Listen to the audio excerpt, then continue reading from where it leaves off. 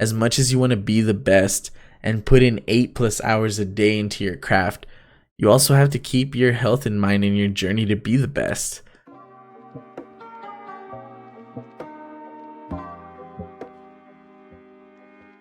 Hey, what's going on everyone? Welcome to another episode of This Week Today with CuriousJ, where we talk about gaming and streaming news. I am your host, CuriousJ. I do appreciate y'all being here. Before we get into this week's episode, I just want to give a big shout out to you guys for supporting me as much as you have. Episode 25, guys. I honestly didn't think I'd ever get to this point, but I really love making these videos. I hope you guys enjoy watching them. If you do, please like and subscribe to the channel. We're gonna keep going, guys. We're gonna make so many more of these, and I really look forward to it. It's become kind of a passion of mine.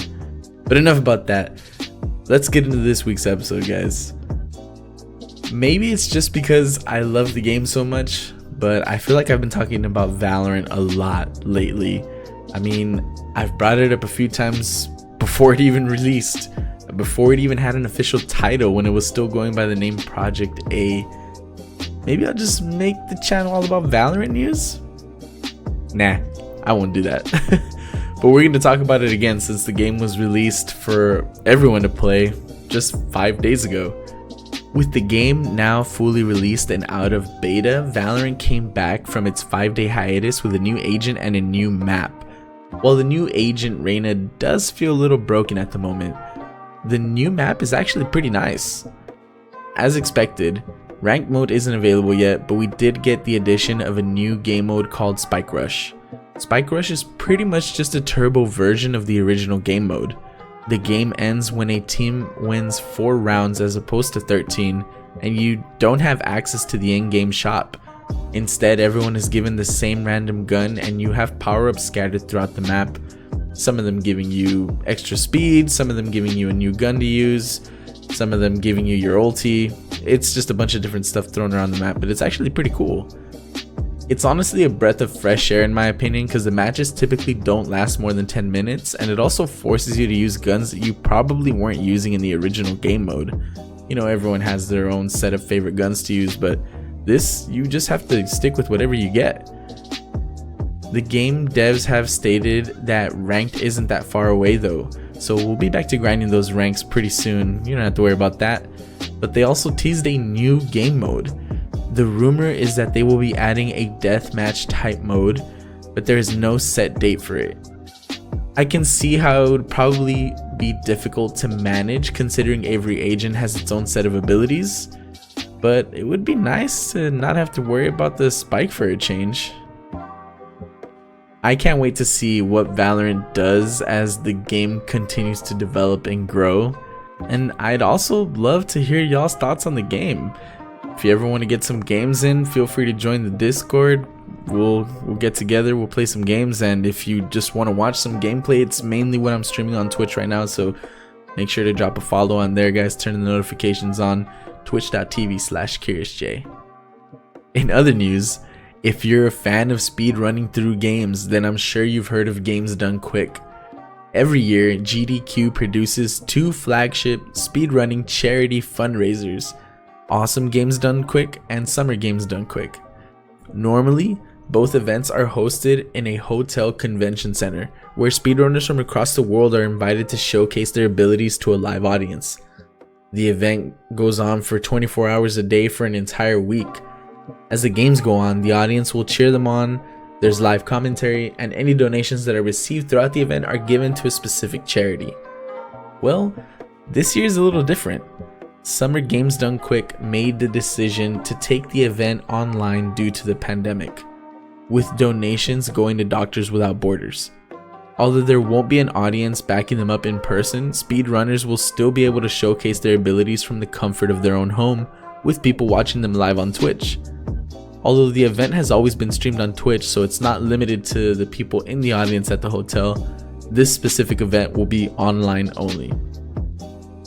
Prior to this announcement, Summer Games Done Quick was delayed in order to adapt to conditions in which the coronavirus would potentially no longer pose a hazard to attendees. Originally, Summer Games Done Quick 2020 was scheduled to take place from June 21st to 28th in Bloomington, Minnesota.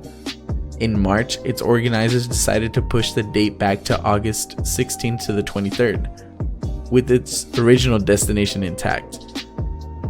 I know people will be bummed that they won't be able to be there in person, and I'm sure there will be concerns of how the event will run with the individual participants having to stream their gameplay from home, but GDQ made this decision with everyone's health in mind. Accompanying that announcement was the debut of Corona Relief Done Quick.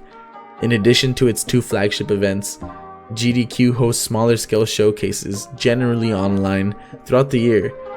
Corona Relief Done Quick, the first of its kind for obvious reasons, was among these.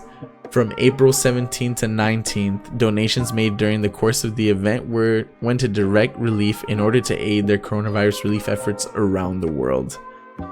If you've never heard of GDQ, I definitely recommend checking them out when they go live again on Twitch. It's fascinating to see like the way people run through these games so fast. It's crazy, sometimes in a matter of minutes, and I'm sure you'll be able to find one of your favorite games being speedrunned on there. So go check it out. They will be live again soon. I don't know the exact date. I think they're sticking with the August August 16th to the 23rd. I think they're sticking with that date and just doing it online only. But go drop a follow on Twitch, turn those notifications on for them, and check them out, guys. It's a lot of fun, and it's always for a good cause. And last but not least, guys, former LPL champion and world's finalist Uzi retired from professional League of Legends because of injuries and poor health. The 23-year-old has chosen to end his career in light of advice from medical professionals. Over the course of his career, Uzi accumulated pain in his arms, shoulders, and legs. Playing League for hours on end took a toll on his health, preventing him from competing and forcing him to take regular breaks from the game. During an interview with Nike, Uzi said, "One time I went to the hospital for a checkup and the doctor said my arms are similar to that of a 40 to 50-year-old. I often feel like my legs have no strength. The lower part of the body feels like it's not mine. Due to chronic stress, obesity, irregular diet, staying up late, and other reasons, I have been diagnosed with type 2 diabetes during last year's checkup." Uzi first considering retiring in 2015 after complaining about shoulder pain during a team boot camp with the LPL's Oh My God. Despite his ongoing struggle with pain, he went on to dominate in his domestic league, winning multiple titles and performing well on the international stage. In January, Uzi won Person of the Year at Weibo's annual awards show with over 486 million votes, beating Chinese actors, celebrities, and musicians. Over his 8-year career, Uzi won 3 LPL splits, the Mid-Season Invitational, and Asian Games. In both seasons 3 and 4, he placed second at Worlds, losing to Fakers, SKT, and Samsung White. Uzi's League of Legends career went on for about 8 years, and in that time he became widely respected among the pro players, even receiving a heartfelt message from pro player Faker. Uzi will be remembered as one of the greatest ADCs in League history. His aggressive playstyle revolutionized his role and inspired many. Although he will be missed in the League of Legends scene, I have a lot of respect for his decision to put his health before his career. As it was, you can tell it's getting really hard for him to put in as many hours as he was during his peak as a pro player. This should also serve as a message to anyone pursuing a career in professional esports. As much as you want to be the best and put in 8+ hours a day into your craft, you also have to keep your health in mind in your journey to be the best.